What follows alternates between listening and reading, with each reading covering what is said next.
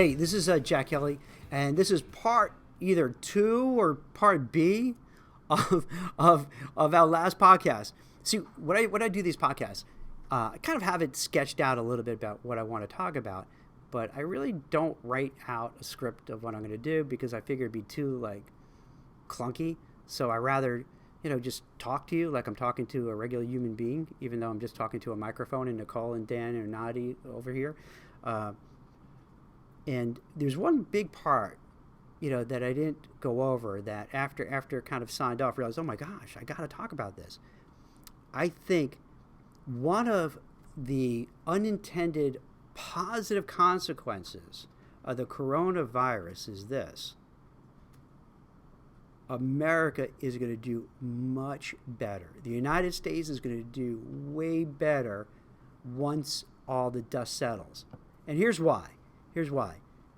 Over the last couple of decades, China has become the manufacturing go-to place for the U.S., for the United States, and a ton of other countries.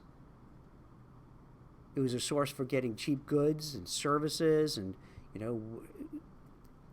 everybody rushed to open up manufacturing plants there or have them manufacture there, send businesses there, and so on. And it got to the point where they're the second largest economy in the world after the United States, and they wield a whole lot of power. So, for instance, if a business wants to go and conduct, business in China, they have to have this one-sided, onerous deal and partner with a Chinese firm to do business. Yeah, I'm generalizing. It's not the case for everything. And do that. China is, from watching what's happened with the whole coronavirus thing, is very authoritarian. Just because they have a president for life, you thought, maybe not so much. But watching how they handle it, they're very heavy-handed. They have Muslims in, they say, quote-unquote, re-education camps, but they're really concentration camps. And it was just reported today that you have thousands of these Muslims who are now working at, I don't want to say sweatshops, but kind of sweatshops, and factories, and they're forced labor. So they have forced labor. They're kind of authoritarian, whatever that is. That's what they are. It'd be great if I could kind of pronounce it. And clearly, their health and safety standards are much lower than other societies. They don't seem to care very much about the environment. They don't care about taking other people's intellectual property. And it really shows that why are we partnering with these people? If they don't really care about human rights, if they don't care about health issues, if they don't care about safety, if they're literally rounding people up, putting them in re-education camps, and then also forcing them to do labor and make sneakers for us and iPhones for us, how do you do business with them?